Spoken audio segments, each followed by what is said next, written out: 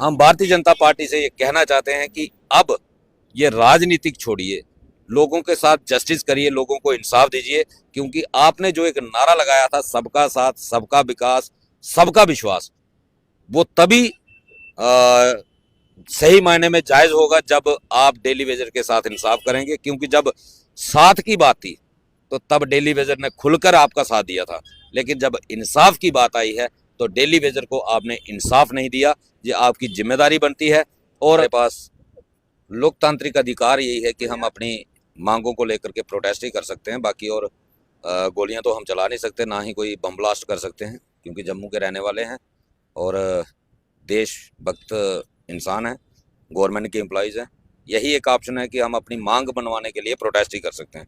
वो कर रहे हैं पिछले 603 दिन से, लेकिन आज शायद जम्मू कश्मीर के अंदर ऐसे सत्ताधारी लोग बैठे हुए हैं जिनको शायद ज़मीनी हकीकत दिखाई नहीं देती, या वो खुद देखना ही नहीं चाहते। ये तो भगवान जाने या वही लोग जानते हैं वो चाहते क्या हैं, कि जम्मू के लोगों के साथ किस जन्म का वो बदला ले रहे हैं। 11 नवंबर 2020 को हमारे साथ राजभवन के अंदर एक वादा हमारे एलजी साहब की तरफ से किया गया था, और वो एलजी साहब जिनको जब जम्मू में आए थे तो हमारे जो लीडिंग न्यूज़पेपर्स थे उन्होंने एक हेडलाइंस छापी थी कि जम्मू के उपराज्यपाल की कमान संभालेंगे मनोज सिन्हा, जिनको पूरे भारत के अंदर विकास पुरुष का दर्जा प्राप्त है।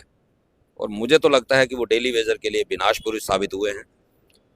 पिछले 3.5 साल पहले उन्होंने वादा किया, आज तक जीरो रिपोर्ट उनकी है, आज तक कोई कार्रवाई उस वादे पे नहीं हुई।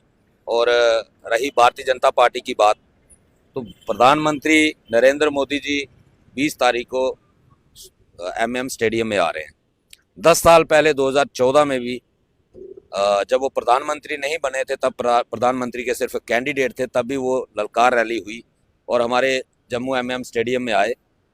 उन्हीं की मौजूदगी में हमारे जुगल किशोर शर्मा जो सांसद हैं जम्मू पुंछ कॉन्स्टिट्यूंसी के, तब ये प्रदेश अध्यक्ष थे बीजेपी के, और उन्होंने उनके सामने मंच से घोषणा की थी कि जम्मू कश्मीर के 2 ही बड़े मुद्दे हैं, एक 370 और दूसरा 61,000 डेली वेजर, जिनके साथ पिछले 30 सालों से शोषण हो रहा है।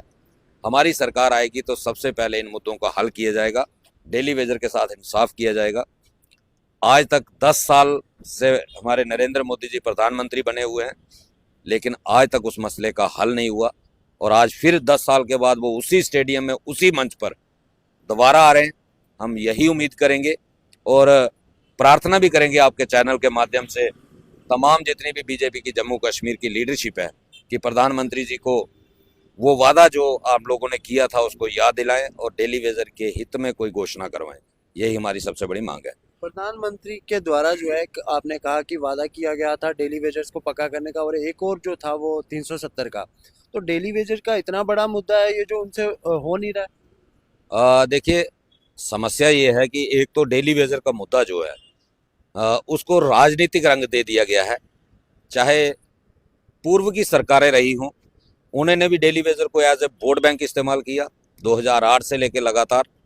2008 में उमर अब्दुल्ला साहब ने कहा कि हमारी सरकार आएगी, हम डेली वेजर को पक्का करेंगे।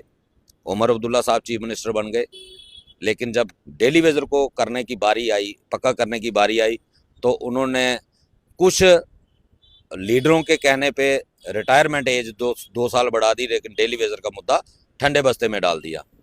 तब भारतीय जनता पार्टी ने इस चीज़ को मुद्दा बनाया कि हम सत्ता में आएंगे तो हम डेली वेजर के साथ इंसाफ करेंगे।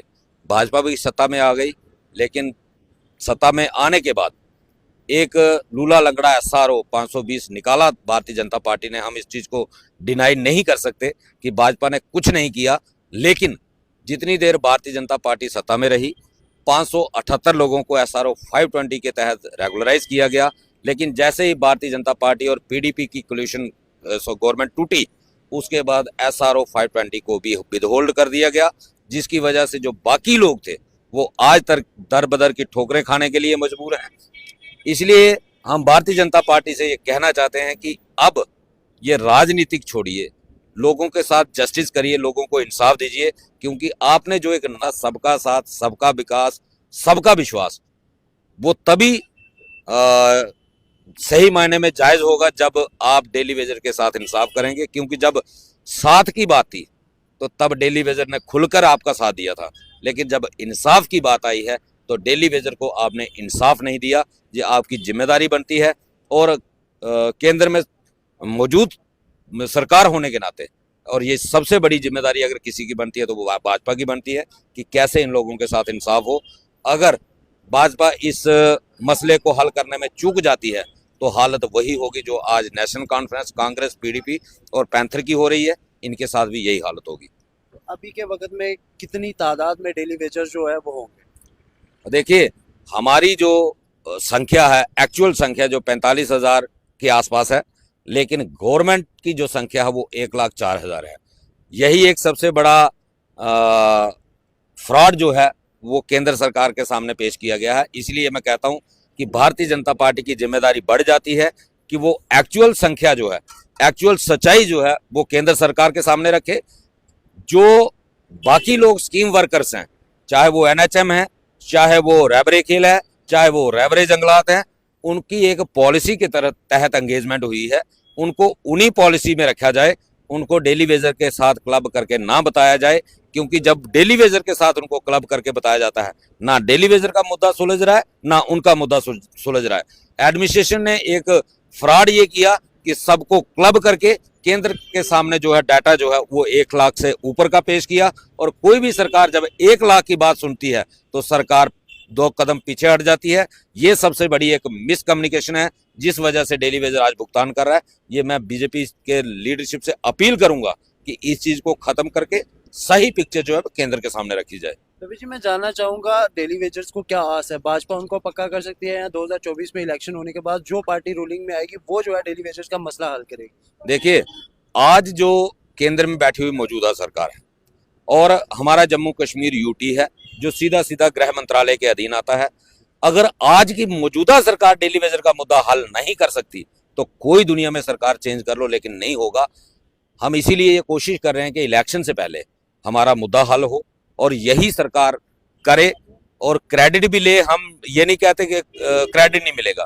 जो सरकार मसला हल करेगी क्रेडिट उसी को मिलेगा। ये इनके दिमाग में पता नहीं क्या ऐसा कोई भूत बैठा हुआ है कि शायद हमें क्रेडिट मिले या ना मिले। तो मैं ये दावे से कहता हूं कि अगर सरकार डेली वेजर के साथ इंसाफ करेगी, डेली वेजर कभी भी इनसे पीछे हटने वाला नहीं है। ये फैसला खुद इनको लेना पड़ेगा और ये एक ह्यूमैनिटेरियन इशू है, इसको पॉलिटिकली ना देखा जाए। मैं सबसे ये अपील करूंगा अपने एलजी साहब से भी कि इसको ह्यूमैनिटेरियन ग्राउंड पे इसका हल निकाला जाए। आप यूथ के लिए बड़े बड़े प्रोग्राम चला रहे हैं, लेकिन आप ये भूल रहे हैं जब 30 साल पहले हम इस डिपार्टमेंट में आए थे तब हम भी यूथ थे, तब मेरी भी एज 18 साल थी, तब मुझे भी दाढ़ी मूंछ भी नहीं आई थी, मैं भी यूथ था। लेकिन आज 30 सालों के बाद आपको आने वाले यूथ की फिक्र है, लेकिन इस यूथ का क्या होगा ये भी आपकी जिम्मेदारी बनती है। इसका हल जो है वो जल्द से जल्द निकल